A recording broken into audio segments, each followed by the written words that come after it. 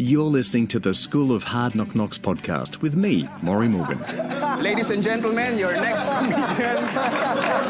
Shouldn't drink on an empty head, you know that, don't you? That is the shittiest heckle I have ever heard in my life. Everyone in this room is now dumber for having listened to it. What's a bucket list?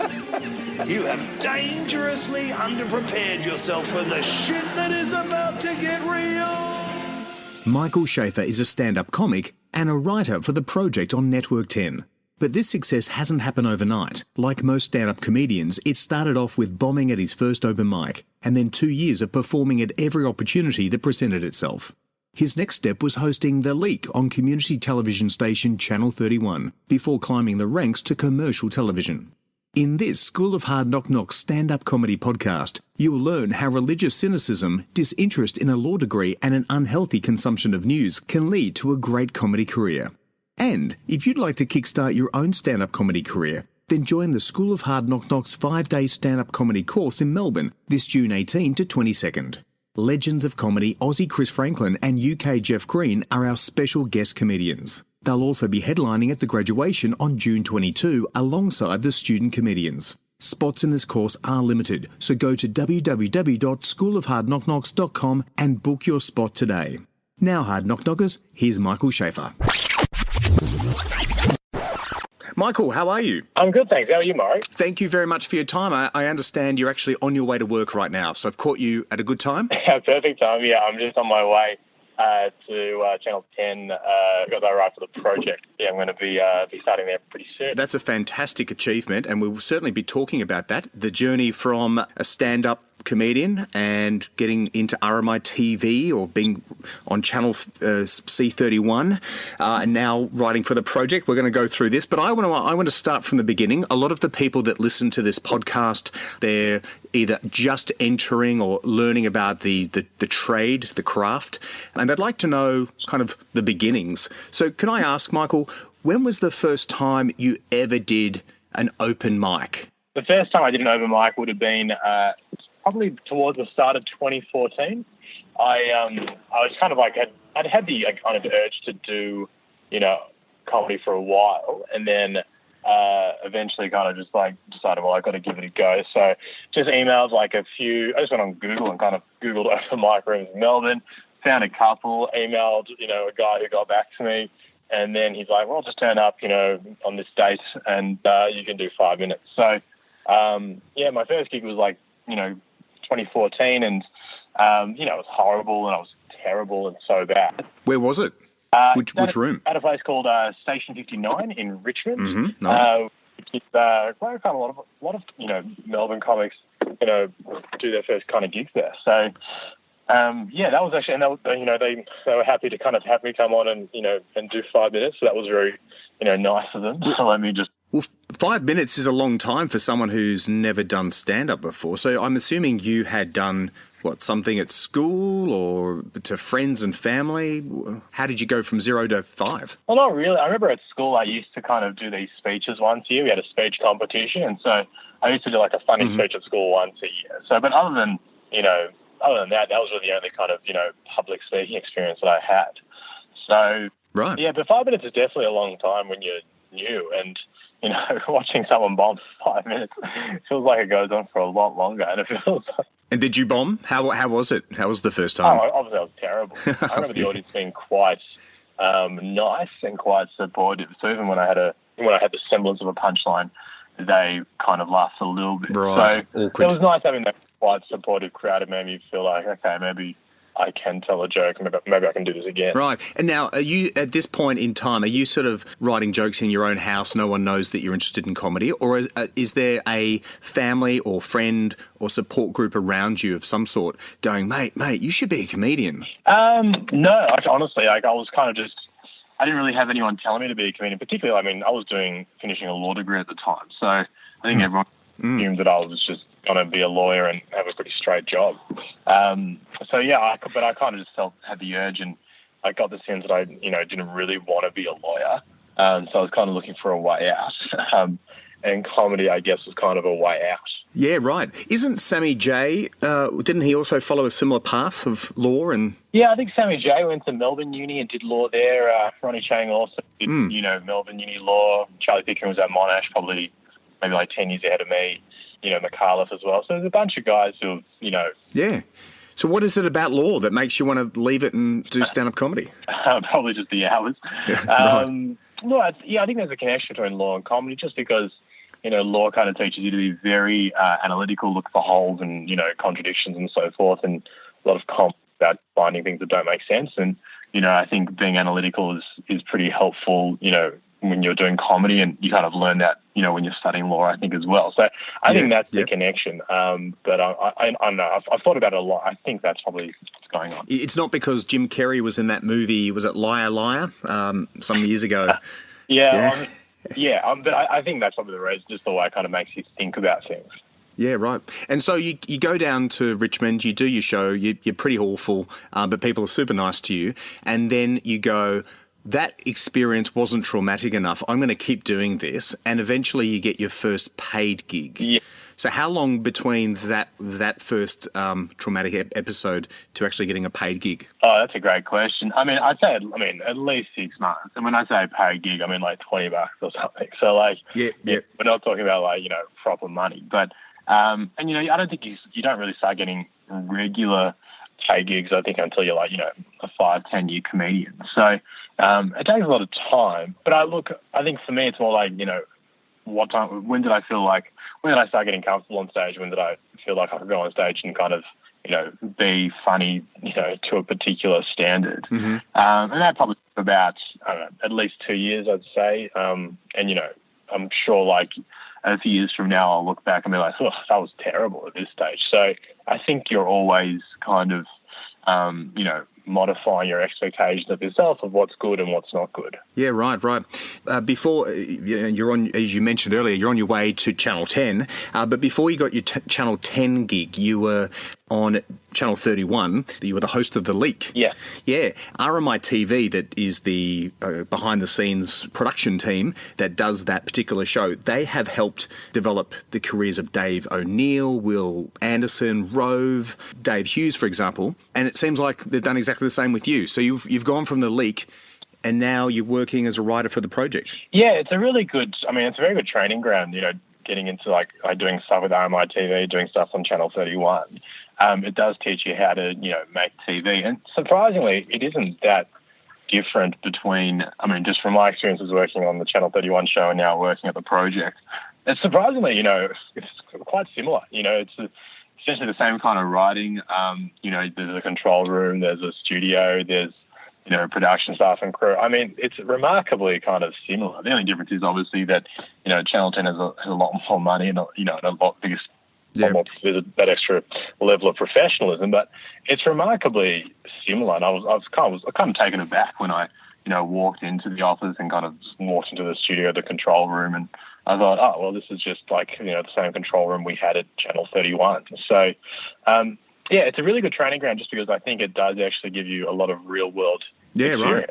Right. And that's a great sort of, and it's a great stepping stone. So anyone who's looking at getting on TV at one point in time, the first place they might want to contact is RMI TV. Yeah, up at RMIT University in Melbourne, of course. Yeah, absolutely. I think that's probably whenever people ask me, if people ask me a lot, how did you kind of get involved with the project, and I always just say, well, if start writing stuff and start doing stuff on RMI TV, or create your own sketches and put them online. Just start creating stuff and learning, how to write in that way. And RMI TV is a really, really good way of doing it. Now, on The Leak, you're just talking about general politics and issues. Your last show at the Melbourne International Comedy Festival was called Jewish-ish. Yes. Which I'm wondering, have you been derelict, negligent in your commitment to the Jewish faith, and therefore this is sort of your apology, or what's with the ish at the end of the Jewish-ish? Well, I call it Jewish-ish just because I've never considered myself religious in any aspect, and I've always kind of, really, to be honest, mocked the religious aspect of, Judaism and, pretty much all religions. So I called the show Jewish-ish because I was far more culturally Jewish, and it was a show about kind of growing up, with the expectations that come when you're in a Jewish community. Yep. So I thought that top kind of was a good way of kind of leading into that kind of stuff in the show. So yeah, but look, I've never been a religious person, and I've never kind of apologized for not being religious. It's just something that I've never never taken to. Did you at that show? Did you get a lot of Jewish people attending? Yeah, I think it was probably about 50-50 or so, which was good. Like, it's really nice the Jewish community comes out. But I definitely would have, the Jewish community is very, very great and supportive. I was definitely hoping to try and, probably, get a bit more Gentiles in as well, just because trying to get my name. What was great was that there was a few shows that fell on Passover. So as a result, no Jewish people came to a few shows in particular. So the crowd completely just, Gentiles, which was really great. Because So you laid into the Jewish faith then, did you? It was like free for all, was it? Yeah, pretty much. Well, it was just a kind of a slightly different vibe in the room, and I thought it was, one of my funnest shows. So, yeah, I was really happy that, even when, there were no Jewish people in the crowd, and the crowd was just, non-Jews, I was really happy that even then it was a really good show. Well, no one would have admitted to being Jewish, even if they were on Passover. I did admit at the start of the show just because I'm just interested to know myself. And I think there was 2 Jewish people in the whole room. For the first night, or none in the second night. So, people did fess up to it. Yeah, right. Well, we're talking about Jewish comedians now. Now, I couldn't tell you how many Hindu or Catholic comedians there are out there. No doubt there are. The Jewish faith seems to produce a higher proportion of comedians, though, than average. What is it about Judaism that helps, perhaps, with content? Yeah, I don't know. I think it's a good question. I think that, a lot of, people get the sense that, Jewish comedians are kind of like that old school New York kind of neurotic Jew, Woody Allen, right. Exactly, or, Larry David and everything. So I think a lot of people's perception of, Jewish comedians comes from there. Look, I don't know why I think maybe you had a few people like that, early on, like Larry David and Seinfeld and Woody Allen, who kind of became very famous comedians. And probably just the next generation of Jewish people were like, oh, well, maybe this is a viable option. Well, maybe there's a higher percentage of Jewish people who do law. Yeah, maybe we all just do law degrees and then decide to just get into comedy. That's it. It's law or comedy in that community. Yeah, exactly. So obviously, being Jewish and Jewish-ish, the show you did had a lot of stuff about your life as being within that space, whether or not you were a good Jew or not. How do you? So for someone listening to this podcast who's having writer's block, where do you get your inspiration from? How do you formulate jokes? You kind of learn the joke structures just from writing comedy and watching comedy. So you can kind of learn that stuff. That technical aspect of things, from doing a lot of watching and just writing yourself. But working out where your stuff comes from. For me, I'd like to talk about, I like to start off with a personal experience and then kind of extrapolate from there and be like, well, I had this experience and this is now what I think it reflects about the world.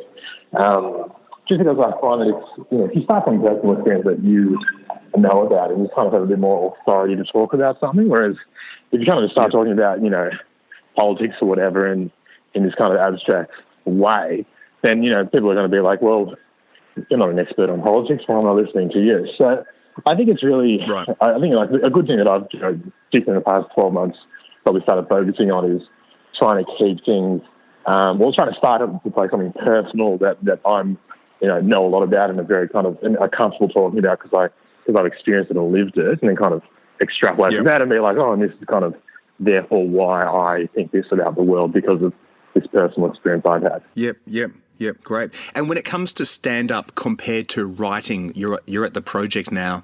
What's the difference in frame of mind, mindset, inspiration?